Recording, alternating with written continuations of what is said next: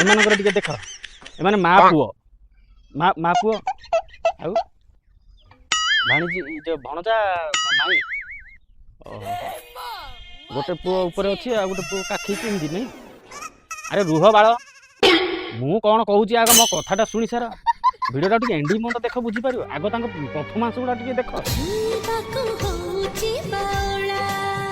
ସତ ପରଫର୍ମାନ୍ସ ତ ବହୁତ ବଢ଼ିଆ କିନ୍ତୁ ଯୋଡ଼ି ମାନୁନାହିଁ। ଯୋଡ଼ି ମାନୁନି ତାମାନେ ତ ଆମର ଅଧିକାର ଆମେ କହିବା। କେତେଟା ଭାଡ଼ୁଆ ଆସିକି ଲେଖିଛନ୍ତି ଏଗୁଡ଼ା ସବୁ ଏଇ ଦେଖୁନ। ସତ ଯେମିତି ଆଙ୍କର ମା ସହିତ ଯେମିତି ବାପା ପୁରା ଫିଟ୍ ଅଛି।